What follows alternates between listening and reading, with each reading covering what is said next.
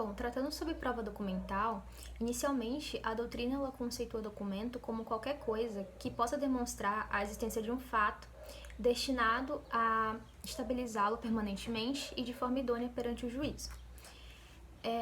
De uma forma conceitual estrita, documento seria aquilo que é escrito, né, em um papel. Só que não necessariamente poderia materializá-lo somente em um papel. Com o decorrer do tempo foi surgindo diversos suportes, né, materiais que também são considerados hoje como um documento, como a gravação de vídeo, imagens, documentos eletrônicos, enfim. Agora, falando das disposições que disciplinam a eficácia probatória dos documentos, tem dois tipos de documentos: os documentos públicos e os documentos particulares.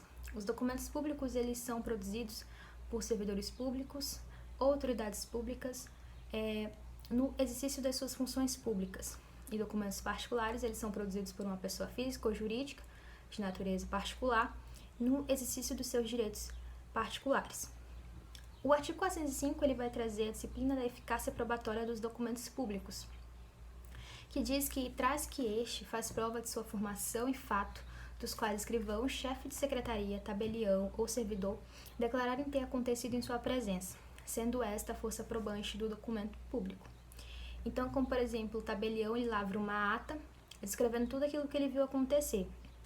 Esse documento público que esse tabelião lavrou não só tem eficácia com relação à sua forma, mas também implica numa possível prova, né, dos fatos que foram narrados presencialmente ali por aquele tabelião naquele documento.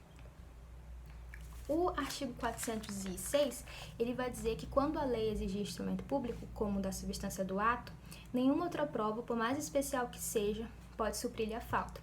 Então, tem como, por exemplo, o instrumento público, né, o boletim de ocorrência, que ele faz prova de duas coisas. Ele faz prova do comparecimento do sujeito à delegacia da polícia e ele também faz prova do particular, né, que prestou ali as declarações naquele documento, que estão ali no boletim. O artigo 407 diz que quando um documento público for lavrado por oficial público incompetente ou sem observância das formalidades legais, subscrito pelas partes, terá a mesma eficácia probatória de um documento particular. Então, um documento que é feito por oficial público, em tese, seria um documento público. Só que aqui está tratando da incompetência de um oficial, né, que não tinha competência para fazer aquele tipo de documento, que acabou lavrando o documento. Então, qual é o valor desse documento que foi lavrado por esse oficial incompetente, né, que era incompetente para fazê-lo? Esse documento, ele terá a mesma eficácia que teria um documento que foi assinado por partes em um documento particular. Então, esse documento, ele perde a qualidade de ser um documento público. O artigo 408, ele traz a disciplina da eficácia probatória dos documentos particulares, que diz que as declarações constantes do documento particular escrito e assinado ou somente assinado presumem-se verdadeiras em relação ao signatário. Então, aquela pessoa que declara presume-se verdadeiro com relação a ela mesma, porque foi ela que assinou. O parágrafo único diz que, todavia, quando tiver declaração de ciência de determinado fato, o documento particular prova a ciência, mas não o fato em si, incumbindo o ônus de prová-lo ao interessado em sua veracidade. Então, se eu declaro que tenho ciência sobre determinado fato que aconteceu e assino aquilo no documento particular, ele prova que eu tenho ciência daquele fato e não necessariamente que o fato aconteceu daquela maneira. Se outra pessoa quiser demonstrar que o fato aconteceu daquela maneira, vai ser necessário outras provas e não somente dessa mera declaração. Bom, com relação à prova documental do direito comparado de Barcelona, lá tem várias noções acerca do que é um documento, só que eu trouxe aqui o conceito de doutrinador, que é o Gasp, que ele vai dizer que o documento ele é a prova que consiste em um objeto que pode, pela sua natureza, ser interposto perante o juiz para eventual incorporação ao processo, ou seja, qualquer objeto com função probatória que possa ser apresentado ao juiz. Então, dada a incerteza acerca sobre o conceito de documento, a doutrina tem preferido elencar quais os elementos que são basicamente importantes para a noção de documento, que é o suporte, conteúdo e um autor, que ele vai discutir se a data e a assinatura são obrigatórias que afetem, se elas vão afetar ou não a existência desse documento ou apenas a sua eficácia probatória. Com relação à eficácia probatória dos documentos públicos, lá está contido no artigo 319, que diz leque do 1 ao 6. Então, eles devem fornecer prova do fato, ato ou estado da coisa, né, que documentam, a partir da data da documentação que ela foi apresentada. E também devem conter a identidade dos notários e outras pessoas, né, que se no caso elas forem intervir nessa documentação. Com relação à eficácia probatória dos documentos particulares, lá o documento particular, ele é admitido ou não contestado, ele vai ter o mesmo valor, por exemplo, de uma escritura pública, né, entre os que assinaram e os seus sucessores titulares, como está no artigo 1225. Lá outra coisa também é que goza de valor de prova legal privilegiado pelos extremos da fé pública, especificando 3 coisas, que está no artigo 319. Primeiro, com intervenção do gestor e pessoas interessadas, com declarações feitas por tais pessoas sobre o fato, sem a veracidade intrínseca, e também com relação às consequências, com relação às circunstâncias do tempo e lugar. Bom, a gente vai aí agora para tentar fazer uma explicação do direito comparado acerca do assunto da cessação de fé de documento público ou particular. Primeiro eu vou falar um pouco sobre a cessação de fé aqui no direito brasileiro e depois eu vou tentar trazer a explicação da cessação de fé no direito espanhol. A cessação de fé de documento público ou particular, ela está descrita nos artigos 427 e 428, e o artigo 427 ele vai dizer que é cessada a fé de documento público ou particular, sendo declarado judicialmente a falsidade. O que é a falsidade? O próprio artigo 427 do Código de Processo Civil ele vai trazer para a gente, nos incisos 1 e 2. O inciso 1 ele vai dizer que a falsidade vai consistir em formar documento não verdadeiro, e no inciso 2 é alterar documento verdadeiro. Ou seja, quando você formula um documento não verdadeiro, a cessação de fé desse documento ela vai ser cessada.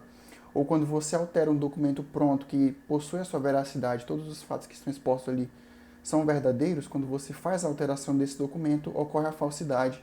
Então vai ocorrer a cessação de fé, tanto do documento público ou do documento particular. Já o artigo 428 do Código de Processo Civil ele vai trazer como que funciona a cessação de fé somente do documento particular. E ele já foi nos dito como que funciona a falsidade, mas aqui ele não especifica. Ele vai trazer nos incisos 1 e 2 e no parágrafo único as possibilidades de cessação de fé de documento particular. A primeira delas é quando é impugnada a sua autenticidade e não for comprovada a sua veracidade. Então, quando ocorre essa possibilidade, vai ocorrer a cessação de fé do documento particular, que nesse caso a gente está tratando só do documento particular. E no parágrafo 2 ele vai dizer que assinado em branco e for impugnado por preenchimento abusivo. O que é o preenchimento abusivo? O parágrafo único ele vai dizer que dar-se abuso quando aquele que recebeu o documento assinado com o texto não escrito no todo ou em parte formá-lo ou completado pode acabar gerando o vício ali do documento que vai ser assinado com o signatário. E agora eu vou fazer a explicação como que funciona aí com o direito comparado, com o direito espanhol. O direito espanhol, a gente não trata acerca de cessação, ele vai trazer acerca da impugnação. E para a gente impugnar esses tipos de documento, tanto público ou particular, a gente vai tratar acerca de 2 tipos de falsidade, a falsidade ideológica e a falsidade material. A falsidade ideológica ela vai tratar acerca do conteúdo que está escrito dentro daquele documento. Ou seja, quando você quer impugnar um documento por falsidade ideológica, você vai estar tratando acerca do conteúdo que está versando aquele documento, a veracidade dos fatos. E a gente pode fazer uma comparação com o artigo 428, que fala da cessação de fé dos documentos particulares. O parágrafo 1º ele vai dizer que quando é impugnada a sua autenticidade e não for comprovada a sua veracidade. E a impugnação no direito espanhol por falsidade ideológica trata disso. Quando você questiona a veracidade daquele documento, você impugna por falsidade ideológica. Aqui, na falsidade ideológica, a gente não precisa entrar com nenhum tipo de ação penal, isso no direito espanhol, diferente da falsidade material que eu vou falar agora. Já na falsidade material, a gente está discutindo sobre a fé pública que está tratando ali aquele documento. Ou seja, quando a gente quer impugnar por falsidade material, a gente vai tratar acerca do documento e vai ver o que está em desacordo com a fé pública, com o direito material em si, por isso que é a falsidade material. E na falsidade material do direito espanhol, a gente pode tratar acerca também da parte abusiva, quando a gente formula um documento em parte e essa parte recebe esse documento e depois a gente faz uma alteração nessa parte ou outra pessoa complementa esse documento para a gente. Isso se caracteriza como abuso aqui no nosso Código de Processo Civil brasileiro. E no direito espanhol se trata de falsidade material. A gente pode impugnar o abuso por falsidade material. E aqui na falsidade material existe uma ação penal que a gente entra, que com base nos artigos 390 do Código, do Código Civil espanhol. Então essa é a comparação que a gente tem do Código Civil brasileiro acerca da cessação de fé com o direito espanhol. No direito espanhol a gente não trata de cessação de fé, a gente trata de impugnação. Quando na falsidade ideológica, o documento não é impugnado direto, mas isso não significa que ao longo do processo ele não possa ser impugnado. Pode ocorrer ali a contestação da veracidade dos fatos. Já na falsidade material, a gente entra com a ação penal e esse documento ele já é impugnado, ou seja, vai ocorrer a cessação de fé, já que o documento ele é impugnado. A gente vai falar um pouquinho sobre a atividade de La Casa de processo civil e falar um pouco sobre a produção da prova documental. Então, o artigo 434, ele diz que incumbe a parte instruir a petição inicial ou contestação com os documentos destinados a provar as suas alegações. Então, isso, a 434, ele é uma regra geral da produção da prova documental, porque ao autor cumbe juntar as provas documentais na petição inicial e ao réu ele vai juntar as provas documentais para fazer sua defesa na contestação. O parágrafo único do 434, ele diz que quando se tratar de uma reprodução cinematográfica ou fonográfica, isso é áudios, fotos, vídeos, a parte ela vai trazê-lo, só que o juiz ele vai fazer uma audiência para expor para as partes aquele documento juntado, né? Vai ser feita uma mini audiência pelo juiz, no qual ele vai expor aquela nova prova às duas partes. O artigo 435, ele fala que é lícito às partes em qualquer tempo juntar aos autos documentos novos, quando destinados a fazer prova de fatos ocorridos depois dos articulados ou para contrapô-los aos que foram produzidos nos autos. Então, esses documentos novos relativos a fatos novos, eles podem ser juntados durante a tramitação do processo, né? Só o juiz ele só deve ouvir a parte contrária antes de decidir com base nesses documentos. Mas o parágrafo único, ele fala aqui sobre a admissão desses documentos posteriores, após a petição inicial ou a contestação, bem como dos que tornaram conhecidos, acessíveis ou disponíveis após esses atos, cabendo à parte que produzir comprovar o motivo que a impediu de juntá-los anteriormente. E o juiz vai avaliar a conduta da parte. Então não basta só trazer novos documentos, né? Vai ser feito, a parte vai ter que fazer uma justificativa sobre o porquê de não ter trazido aquele documento no momento correto. E o juiz ele vai avaliar se esse documento vai valer ou não, vai ter necessidade ou não no processo. O artigo 436, ele fala que a parte intimada a falar sobre o documento constante nos autos, a parte intimada, né? Então, essa parte, ela poderá, o item primeiro, ele diz que impugnar a admissibilidade de prova documental. Então, essa prova que está sendo produzida fora do momento adequado, o juiz ele vai ouvir o autor dessa prova na audiência e esse autor ele vai impugnar ou não a admissibilidade dessa prova documental. Essa parte intimada ela também pode impugnar a autenticidade dessa prova. Ele vai questionar se essa prova é autêntica ou não. Ou seja, Ele vai discutir a autoria do documento e vai questionar se o autor consta lá, ele é ou não de fato o autor do documento. Ele também, a outra parte, ele poderá suscitar a falsidade com ou sem deflagração do incidente de arguição de falsidade. Só que essa falsidade, ela diz respeito somente ao conteúdo do documento. Esse autor também, essa parte intimada, ela também poderá manifestar-se sobre o seu conteúdo. Já que se trata de um documento que tem validade, que é admissível no processo, que não tem falsidade, então ele vai poder manifestar-se, vai poder questionar o conteúdo desse documento. Se é de fato um fato conivente, um fato verdadeiro ou não. No parágrafo único diz que nos incisos 2 e 3, né, que é sobre impugnar a autenticidade ou suscitar a falsidade, essa impugnação ela deverá basear-se em argumentação específica, não se admitindo alegação genérica de falsidade. Então, porque ele vai ter que provar por que aquele documento é falso e não somente de alegar essa falsidade. O artigo 437, ele diz que o réu manifestar-se-á na contestação sobre documentos anexados à inicial e o autor manifestar-se na réplica sobre os documentos anexados à contestação.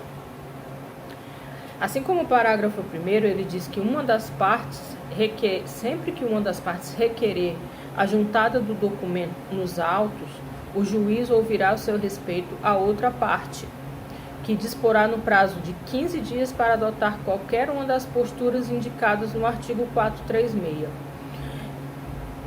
O parágrafo 2º, ele diz que o juiz ele poderá, a requerimento da parte, dilatar o prazo para manifestação sobre a prova documental produzida, levando em consideração a quantidade e a complexidade da documentação. Então, a gente vai fazer também uma breve comparação da produção da prova do CPC brasileiro com o direito processual civil espanhol, né? Então, sobre as nossas pesquisas, a gente pôde concluir que o direito espanhol ele se assemelha muito com o direito brasileiro, né? No Brasil, as provas elas têm que ter relação estrita com a tutela jurisdicional que está se pretendendo no processo.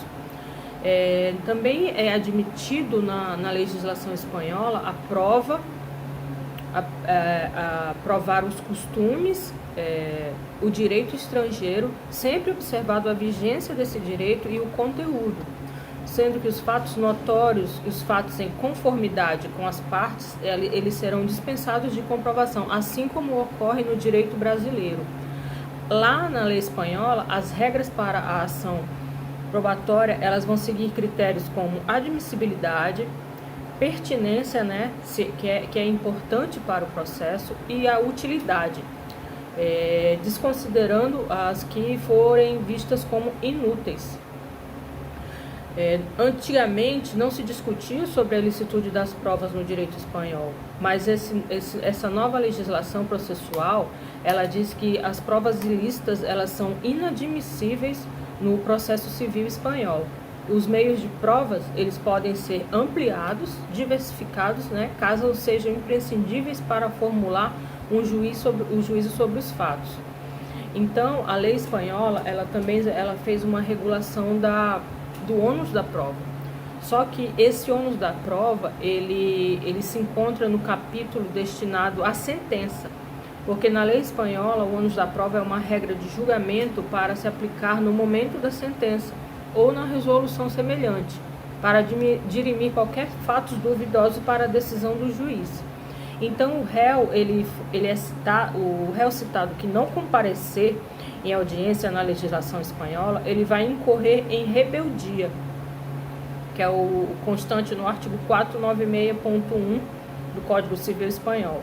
E ele vai ser citado via postal, dizendo que ele configura como rebelde naquele processo, né? E pela mesma via postal, ele vai receber a sentença final. Então, os demais atos, eles ocorrerão independentemente de intimação. Só que essa falta do réu na audiência, ela não vai presumir veracidade dos fatos alegados na parte autora, mas ela vai coincidir com a preclusão do direito de apresentar defesa. Mas isso também não vai impedi-lo de comparecer ao processo, ainda que tardiamente. Então, o réu ele fará a contestação similar à petição inicial, como diz o artigo 405. Ele vai contar toda a defensiva, né, tanto no material como no processual, só que ele não vai poder alegar a falta de competência do juiz, pois esse fato é declinatório e ele podendo somente ser contestado nos 10 primeiros dias da ação. Bom, a exibição de documento ou de coisa constitui-se um procedimento processual no qual uma das partes vai pretender que se exiba em juízo um documento ou uma coisa que esteja em poder da parte contrária ou até mesmo de um terceiro. A exibição ela é caracterizada como sendo um mero meio possível de prova, em que a parte vai requerer ao juiz para que assim ela consiga alcançar o seu objetivo. Estão contidos nos artigos 396 a 404 do Código de Processo Civil. Tem-se duas espécies de procedimento. Com isso vai depender de saber contra quem o pedido vai ser feito, para análise de um procedimento ou de outro.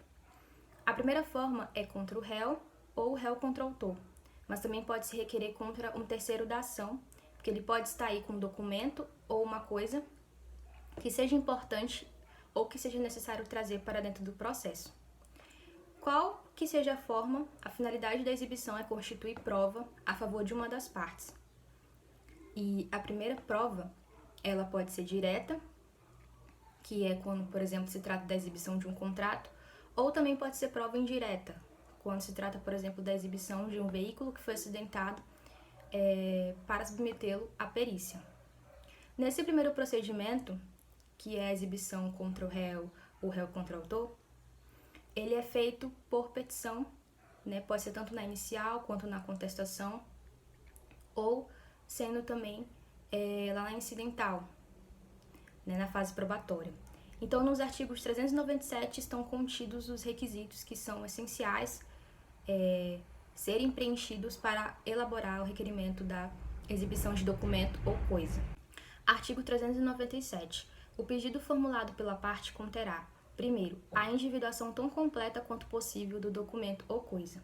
Então, a individuação desse documento ou coisa é um requisito essencial para que a parte contrária e até mesmo o juiz possam identificar se é aquele documento ou aquela coisa mesmo que se queria que se fosse exibido. Segundo, indicar a finalidade da prova. Então, eu devo esclarecer no documento ou coisa o porquê aquilo seria útil para mim. E também indicar quais são os fatos que se relacionam com o documento ou coisa. Por exemplo, o contrato de telefone, né, onde o consumidor faz o contrato, só que não lhe enviam para ele a cópia. E aí não tem como ele saber quais são as cláusulas daquela negociação que ele fez. Então, para demonstrar que ele tem uma relação com aquela empresa, ele precisa desse contrato. Só que como não foi lhe enviada a cópia, ele vai descrever isso na petição inicial, né? Ele vai descrever o contrato e vai requerer. Isso pode ser feito, como eu disse, na petição inicial, né? Onde o juiz ele vai determinar que a parte contrária, no caso o réu, apresente esse documento. Terceiro, é também exigido quais as circunstâncias em que se funda o requerente para afirmar que o documento ou a coisa está com a parte contrária. Então, aqui é o porquê o requerente acredita que esse documento ou coisa está com a parte contrária. Preenchidos esses três requisitos, o requerido ele será intimado para dar a sua resposta no prazo de 5 dias, como está no artigo 398 do CPC. Só uma observação. Quando ele é intimado, o código lê que esse requerimento de exibição está feito, foi formulado no bojo de um processo já existente, ou seja, de um processo que já está em curso. Mas, se esse requerimento de exibição, né, estivesse sendo formulado de maneira antecedente, ou seja, antes de iniciar o processo, o melhor seria compreender citado, porque aí não ia haver uma intimação da parte contrária, né? Ia haver uma citação.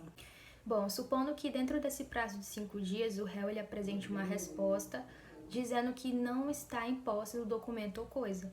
O Código permite que haja produção de provas, como está no parágrafo único do artigo 398, E nesse momento o autor ele tem como provar sim que o réu ele está com esse documento ou coisa. Vou ler aqui o parágrafo. Se o requerido afirmar que não possui o documento ou coisa, o juiz permitirá que o requerente prove, por qualquer meio, que a declaração não corresponde à verdade. Mas, supondo também que o réu ele não negue que está com esse documento ou coisa, mas ele se recusa a apresentar, então, nesse caso, vai depender da justificativa da recusa, né, que pode ser considerada de forma justa ou injusta. O artigo 399 ele traz a disciplina quando a recusa é considerada de forma injusta. Então, nesse caso, o réu ele é obrigatoriamente a apresentar o documento ou coisa, né? Ele é obrigado. Então, tem 3 hipóteses. Primeiro, o requerido tiver a obrigação legal de exibir. Então, o réu, quando ele tem determinado por lei a exibir o documento ou coisa, né? Se tem uma lei que determina isso, ele não pode se recusar a cumprir. Segundo, o requerido tiver aludido ao documento ou coisa no processo com o intuito de constituir prova. Então, se houve menção do requerido, se o réu ele mesmo fez menção no curso do procedimento ao documento ou coisa, com o objetivo de constituir uma prova, ele também não pode se recusar. Terceiro, o documento por seu conteúdo for comum às partes. Então, quando o documento é algo comum, tanto do autor quanto do réu, não pode também aí haver recusa. Com isso, nos artigos 404, é mostrado quando a justificativa é considerada, a recusa é considerada de forma justa, né? Hipóteses em que é lícito o réu recusar o exibimento do documento ou da coisa. Artigo 404. A parte e o terceiro se excusam de exibir em juízo o documento ou coisa, primeiro, concernentes a negócios da própria vida familiar. Então, o requerido, ele não decide apresentar esse documento ou coisa por motivos pessoais ou da família. Então, ele não pode aí ser obrigado, né, a apresentar a sua intimidade. Segundo, sua apresentação puder violar dever de honra. Então, nesse caso, o requerido ele não quer apresentar porque pode vir, né, esse documento ou coisa desonrar alguém ou até mesmo causar dano à imagem de uma determinada pessoa. Terceiro, sua publicidade redundar em desonra à parte ou ao terceiro, bem como a seus parentes consanguíneos ou afins, até o terceiro grau, ou lhes representar perigo de ação penal. Então, aqui o requerido ele não quer apresentar porque pode vir desonrar alguém, né, da sua família. Eu vou desonrar a minha esposa, os meus filhos, a minha mãe, o meu pai, ou até mesmo um terceiro. Então, ele não é obrigado, né, a apresentar esse documento ou coisa, mas por uma preservação de imagem. Quarto, sua exibição acarretar a divulgação de fatos a cujo respeito, por estado ou profissão, devam guardar sigilo. Então, nesse caso aqui é mais um sigilo profissional, né, que está relacionado ao estado também da pessoa. Quinto, subsistirem outros motivos graves que, segundo o prudente arbítrio do juiz, justifiquem a recusa da exibição. Então, nesse caso, dependendo, né, de caso a caso, o juiz ele vai verificar, né, se esse motivo ele é grave o suficiente para a justificativa da sua não exibição. E por último, 6, houver disposição legal que justifique a recusa da exibição. Então, é quando se tem uma lei, né, que determina o requerido a não apresentar esse documento ou essa coisa. Então, supondo que a justificativa ela recai sobre uma parte do documento, a outra parte, né, que não tem apoio dessa recusa justa, ela deverá ser apresentada. Então, por exemplo, eu tenho uma parte do documento em que eu causo dano à imagem de uma pessoa. Essa parte ela não deve ser apresentada porque eu tenho esse apoio da recusa justa. Agora, a outra parte que não tem problema, né, eu apresentar, ela deverá ser apresentada segundo o parágrafo único do artigo 404, que deve ser apresentada por meio de uma cópia, que vai ser extraída ou na Secretaria Judicial ou no cartório. Artigo 400. Ao decidir o pedido, o juiz admitirá como verdadeiros fatos, né, que se pretendia provar por meio daquele documento ou coisa, né, que a parte pretendia provar, se no prazo de 5 dias a parte não apresentar, não exibir o documento ou coisa, não justificar o motivo da sua não exibição, não apresentar nenhuma recusa justa, então o juiz ele vai proferir uma decisão da veracidade dos fatos, né, que eram para ser provados por meio daquele documento ou coisa. Isso está no inciso 1 e 2 do artigo 400. E lembrando também que contra essa decisão do juiz cabe o recurso de agravo de instrumento, como está no artigo 1015, especificamente no inciso 6. Ainda nesse artigo 400, parágrafo único, se necessário, o juiz ele pode adotar medidas indutivas, coercitivas, mandamentais ou subrogatórias para que o requerido apresente o documento. Então, isso significa que não é todas as vezes, né, que o juiz ele vai admitir como verdadeiros fatos, porque isso depende muito dos argumentos que a parte vai utilizar. Porque se eu requerir o exibimento de um documento ou uma coisa e eu utilizei argumentos assim que não são tão convincentes, né, que o juiz ele não acredita tanto no que eu falei, ele não vai imediatamente, né, proferir a veracidade dos fatos. Então, essas 4 medidas elas servem para que o juiz ele venha forçar aí a parte requerida a apresentar o documento ou a coisa. Procedimento de exibição de documento ou coisa contra um terceiro. Bom, aqui o procedimento e as consequências serão totalmente distintas. O autor e o réu, eles requerem a exibição de um documento ou coisa, só que está em posse de um terceiro. E aí tem-se a elaboração de uma petição, né, para que seja feito o requerimento da exibição desse documento ou coisa, que também deve preencher os requisitos lá do artigo 397. Como esse terceiro, ele não faz parte da relação autor e réu, vai-se fazer um requerimento pedindo para que ele seja citado, para ele poder adentrar aí a relação jurídica processual. Lá no artigo 401 diz que quando o documento ou coisa estiver em posse de um terceiro, o juiz vai ordenar para que ele seja citado. E ele também vai ordenar para que ele possa dar uma resposta com um prazo de 15 dias. Pode acontecer desse terceiro ele dar uma resposta exibindo documento ou coisa? Sim. Mas também pode acontecer dele dar uma resposta alegando em virtude de uma recusa, que, como eu disse anteriormente, pode ser uma recusa justa e injusta. E aí, vamos supor que ele dá uma resposta, né, alegando uma recusa justa. Então, lá no artigo 404, elenca de forma exemplificativa as hipóteses em que o terceiro ele pode se excusar de exibir o documento ou coisa. E se esse terceiro ele se silencia do dever de exibir o documento ou coisa, o juiz ele vai designar uma audiência especial, onde vai colher aí depoimentos, tanto das partes, quanto, se necessário, das testemunhas. E aí, em seguida, ele vai proferir uma decisão, como está lá no artigo 402 do CPC. Essa audiência especial, ela tem esse nome porque ela é especificamente feita para produzir provas, né, a respeito se esse terceiro deve ou não deve exibir o documento ou coisa. E aí, nessa audiência, o juiz ele vai ou confirmar ou negar as alegações desse terceiro. Ele vai também estar verificando se essa recusa justa que ele deu, ou injusta, né, pode ser também, é justificativa ou não. E no final, ele vai dar uma decisão, né, vai proferir uma decisão, no sentido de mandar esse terceiro ele exibir o documento ou coisa. Exibir ou não. Agora passando para a fase de decisão, e é o artigo 403 que prevê, né, nesse caso a decisão. Eu vou ler aqui. Se o terceiro, sem justo motivo, se recusar a efetuar a exibição, o juiz ordenar-lhe-á que proceda ao depósito em cartório ou em outro lugar designado, no prazo de 5 dias, impondo ao requerente que o ressaça pelas despesas que tiver. Isso se o terceiro ele tiver despesas, né, para apresentar de documento ou coisa. Então, aqui nesse caso, o juiz ele vai ter que considerar as provas, né, que foram produzidas pelos termos lá do artigo 402, para saber se de fato esse terceiro está em posse de um documento ou uma coisa.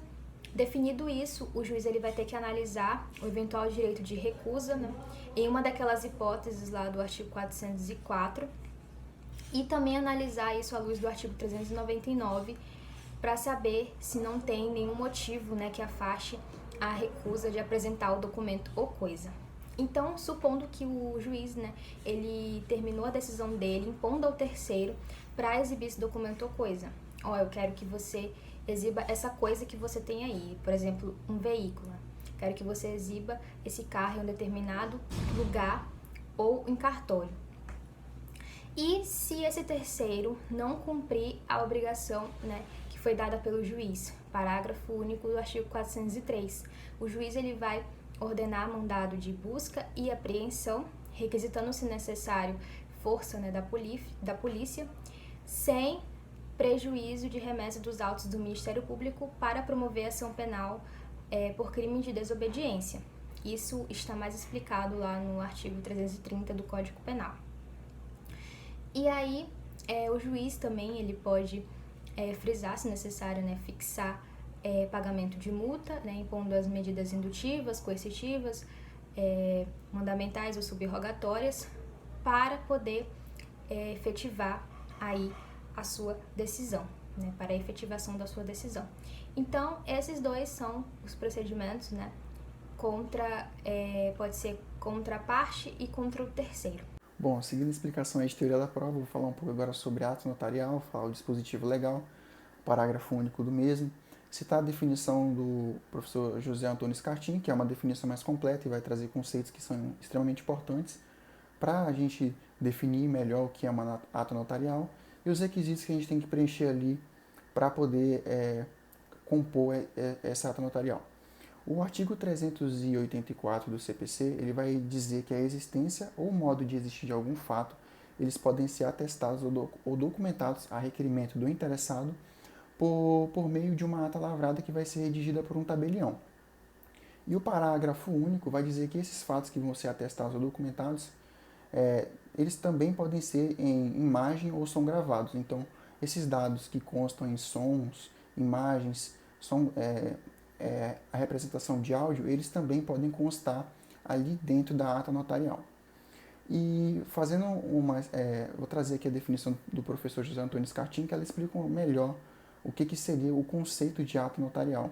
O professor José Antônio Scartin ele vai dizer que ato notarial é um instrumento público que vai ser redigido e autorizado por um notário competente. Esse notário competente geralmente é o cartório ou um tabelião.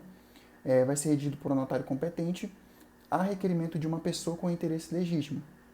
E essa pessoa tem que estar fundamentada nos princípios da função imparcial e independente, responsável e pública. E ela vai ter por objeto ali constatar a realidade ou verdade de um fato que o notário vê por meio dos seus sentidos, pelo que ele vê, pelo que ele ouve, pelo que ele percebe. E essa constatação que a gente está fazendo, geralmente a gente pode narrar ela para o notário competente, ela precisa, a partir do momento que a gente faz essa narração de fatos para o tabelião, ele vai constar ali, ele vai redigir esses fatos, vai descrever eles fielmente, e eles deixam de ser fatos não jurídicos e viram fatos jurídicos. E a função principal da gente registrar esses fatos em ato notarial é para eles funcionarem como prova dentro de um processo. Essa é a primeira parte ali da definição do professor Antônio José Scartin. A segunda parte ele vai comentar acerca do que essa ato notarial não serve somente para isso, ela pode funcionar em sede de recurso administrativo, dentre outros, mas a função principal dela é essa, a gente ir num notário competente, registrar fatos para ele narrar fielmente e esses fatos deixarem de ser fatos não jurídicos e virarem fatos jurídicos para a gente poder usar como prova dentro de um processo. E não é somente isso, não basta nós somente chegar no cartório e fazer essa redação, narrar para o notário competente esses fatos. A gente precisa preencher alguns requisitos e o tabelião também, quando ele estiver redigindo, ele precisa preencher alguns requisitos para essa ata notarial ter sua eficácia. O primeiro deles é a qualificação da pessoa que está solicitando, ou seja, a pessoa que está solicitando vai ter que descrever o CPF, CNPJ, identidade, documento pessoal. Todos esses documentos são de extrema importância para a composição da ata notarial, esses documentos de qualificação da pessoa. É importante a gente comentar aqui também que essa ata notarial ela só pode ser pedida, tutelada por pessoas físicas incapazes, maiores de 16 anos, procuradores e pessoas jurídicas. Esse é o primeiro requisito. O outro requisito ele vai tratar acerca da comprovação da condição de data e hora da verificação dos fatos em que ocorreu esse relato que a gente está narrando ali para o notário competente. O outro requisito é o registro do local em que ocorreu esse fato, essa contestação, e o último é a descrição de fatos objetos. Essa descrição de fatos objetos, elas são divididas em alguns tópicos. são os ilícitos, a descrição de fatos ilícitos, lícitos, sensoriais, físicos e eletrônicos. Os fatos ilícitos são aqueles que não são permitidos em lei, os lícitos são aqueles que são permitidos em lei, os sensoriais são aqueles em que o notário percebe por meio dos seus sentidos, os físicos são aqueles em que o notário pode tocar, pode comprovar por meio do seu tato. Um exemplo clássico é a comprovação da verificação de um estado de um bem imóvel ou móvel. E os eletrônicos são aqueles em que o notário, por meio dos relatos que vão ser feitos pela pessoa que quer esse ato notarial, ele vai pesquisar em websites, internet, e-mails e redes sociais esses fatos para comprovar na sua ato notarial. Bom, agora a gente vai para os 5 modelos de ato notarial que nós temos, que é ato notarial de presença e declaração, ato notarial de verificação de fatos em redes de comunicação ou internet, ato notarial de fatos em diligência, ato notarial de comparecimento e ausência de outrem e ato notarial de notariedade. A primeira ato notarial que eu vou falar aqui é a ato notarial de presença e declaração. Essa aqui é a mais simples e a que trabalha o conceito, ela está diretamente ligada com o conceito da ato notarial. É uma ato notarial mais simples. A ato notarial de presença e declaração, uma pessoa interessada vai recorrer ao notário competente, a um tabelião, e ela vai fazer uma narração dos fatos que ela quer que seja constados em ato notarial. E o tabelião vai ouvir essa narrativa e vai redigir a ato notarial. Geralmente esse ato notarial é mais simples porque são fatos simples em que o interessado quer fazer valer o seu direito. Ele quer a tutela de um bem, ele quer constar ali na ato notarial aqueles fatos que ele está narrando. E o tabelião, sem complicar demais essa ata, vai fazer uma narração simples e pura para deixar o entendimento mais fácil. Dois casos que é interessante citar aqui, de ato notarial de presença e declaração, são as atas de condomínio e as atas de reuniões societárias, que nessas atas aqui a gente tem uma reunião com várias pessoas e uma pessoa vai estar redigindo uma ata notarial com tudo aquilo que aquelas pessoas estão pleiteando ali nessa reunião, seja ela societária ou reunião de condomínio. A outra ata notarial que a gente tem, que é também uma ata notarial mais simples de se explicar, é a de verificação de fatos em rede de comunicação ou internet. Nessa ata notarial aqui, o interessado vai a um notário competente e ele vai pedir que esse notário competente entre em algum site. E a partir desse momento que o notário competente entra nesse site, a pessoa que está interessada, ela vai fazer a narração dos fatos e o notário competente vai ouvir essa narração de fatos e vai tentar fazer ligação com os fatos que estão na internet que a pessoa interessada comentou. Geralmente, o notário competente, quando ele vai fazer uma ata notarial de verificação de fatos em rede de comunicação ou internet, ele sempre vai entrar nas redes sociais, Instagram, Twitter, Facebook, e-mails, websites. Então, ele vai se valer da internet para verificar fatos ali que foram comentados nas redes sociais de alguma pessoa, por exemplo, ou que foi uma notícia em algum portal de site grande de informação. E fazendo essa análise dos fatos que ele viu nesses sites e juntando com a narração da pessoa interessada, ele vai redigir a ato notarial ali. A outra ato notarial que a gente tem é de fatos em diligência. Nessa ato notarial aqui, geralmente o interessado vai comentar sobre uma situação e o notário competente ele vai precisar se locomover. Como assim? Geralmente esses fatos são imprevisíveis. Então, o notário competente ele vai se locomover pela cidade a fim de constatar os fatos que a pessoa interessada está comentando. Um exemplo clássico é um outdoor. A pessoa interessada citou um fato ali, que está presente no outdoor, e o notário competente, para comprovar esse fato, ele vai fazer uma volta pela cidade, vai sair do cartório para verificar se esse outdoor está descrevendo alguma frase ali que a pessoa interessada citou. E se ele comprovar que esse outdoor está escrevendo essa frase, dizendo essa frase, ele vai narrar ali na ata notarial. E não só isso, nesse exemplo do outdoor, existem casos também de cofres públicos que o notário competente ele vai para verificar se a abertura desse cofre realmente vai ser feita. Então, o notário competente notarial de fatos e diligência, ele vai deixar o cartório para verificar se algum fato realmente está ocorrendo ou não. A outra ato notarial que a gente tem é a ato notarial de comparecimento e ausência de outrem. Aqui a gente tem uma pessoa que já fez um negócio jurídico com a parte e ela quer que essa parte compareça em cartório para assinar o documento e finalizar esse negócio jurídico. Geralmente na ata notarial de compromisso ou de outrem, tem duas partes e uma parte ela está querendo embaraçar o negócio, está querendo complicar. Então a pessoa interessada vai no cartório, vai citar esses fatos, pedindo para que essa pessoa compareça em cartório para assinar o negócio jurídico. E a última ata notarial que a gente tem é a ata notarial de notariedade. Nessa ata notarial aqui, uma pessoa vai no cartório, a um notário competente, e ela vai citar fatos que comprovem que uma determinada pessoa ela tem a plena capacidade civil para se valer das leis e do Código Civil que está em vigor. Ou seja, ela vai querer que uma pessoa, ela vai explicar melhor no cartório por que essa pessoa merece ser qualificada e podendo se valer da lei civil ali.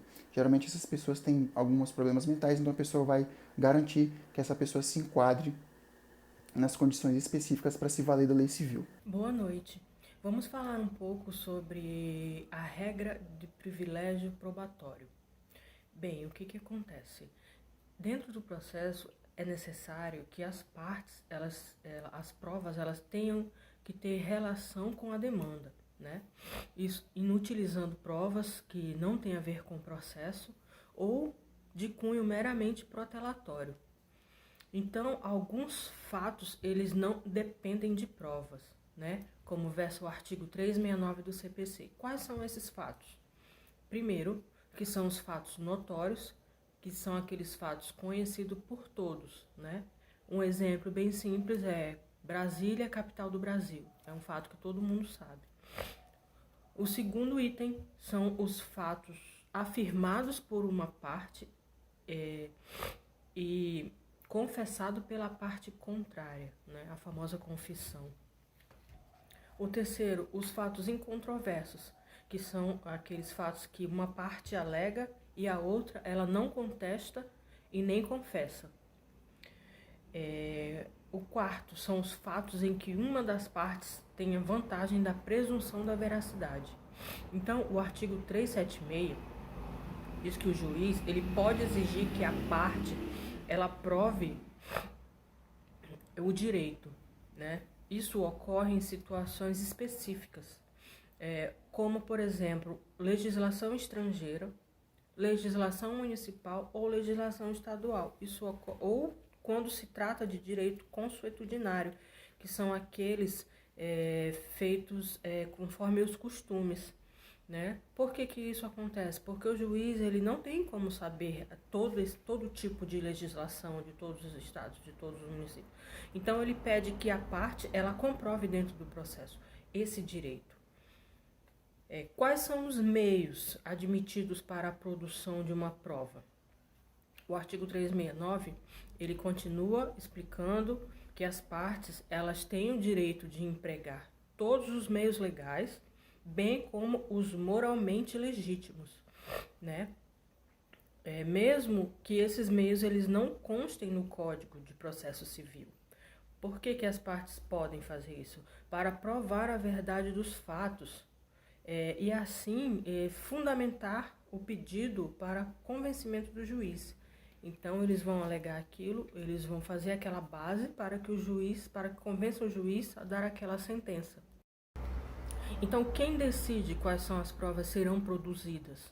O artigo 370, ele diz que caberá ao juiz, de ofício ou a requerimento da parte, determinar quais são as provas necessárias para o julgamento do mérito, né? Então, o juiz ele vai decidir quais os fatos terão de ser provados.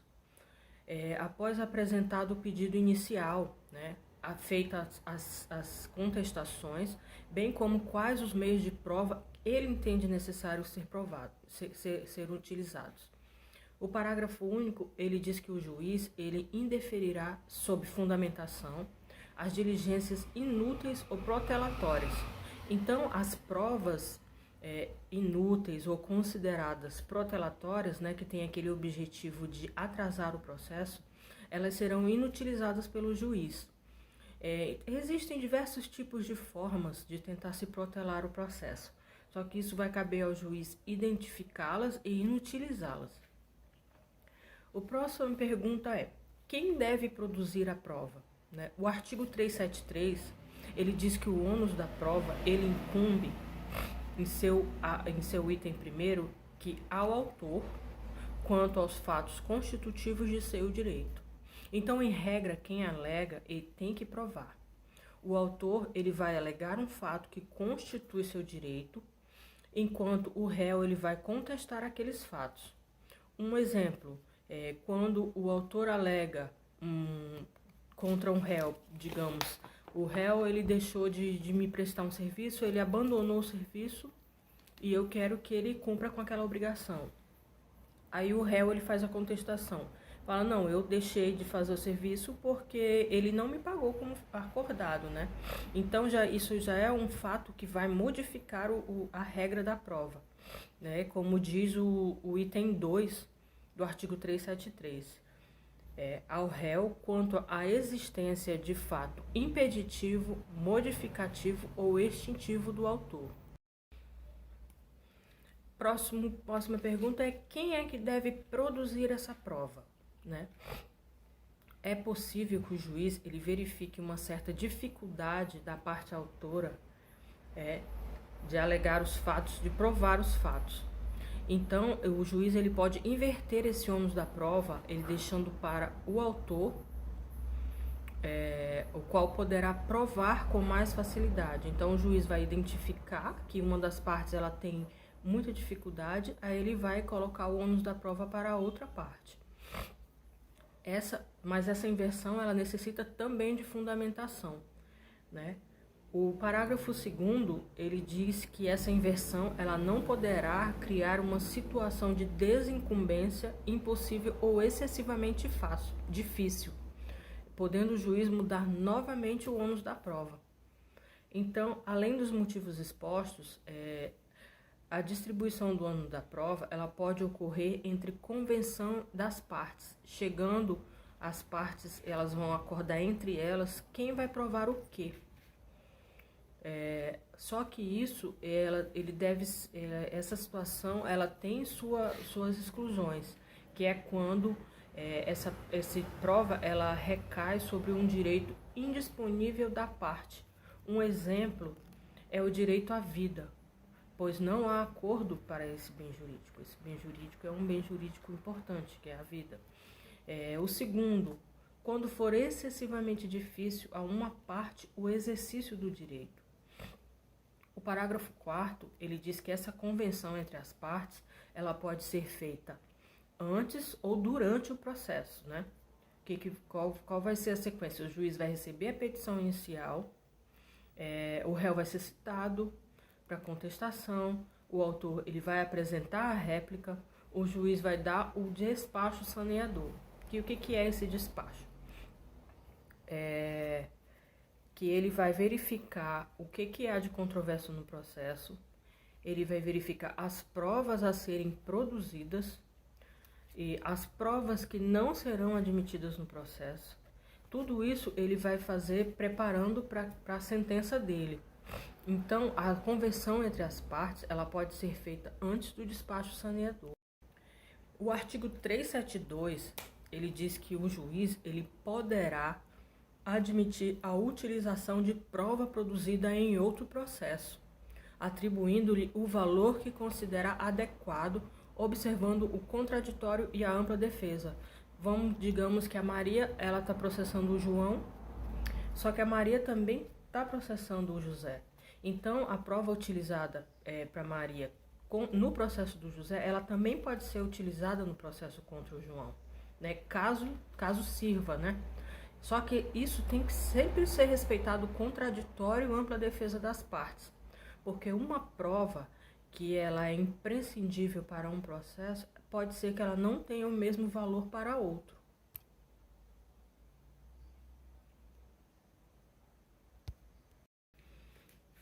O artigo 379, ele fala sobre preservação do direito de não produzir provas contra si mesmo, incumbe à parte. O item 1, comparecer em juízo respondendo ao que lhe for perguntado. O item 2, colaborar com o juízo na realização da inspeção judicial que for considerada necessária. E o item 3, praticar o ato que lhe foi determinado. Bem, o novo CPC ele trouxe também a atribuição do terceiro quanto a ajuda no processo, né? Como diz o artigo 380. O que cabe ao terceiro? Cabe informar ao juiz os fatos e circunstâncias de que tenha conhecimento e exibir coisa ou documento que esteja em seu poder. Então, o CPC ele não traz somente os deveres das partes, do réu e autor, mas também o dever do terceiro no processo.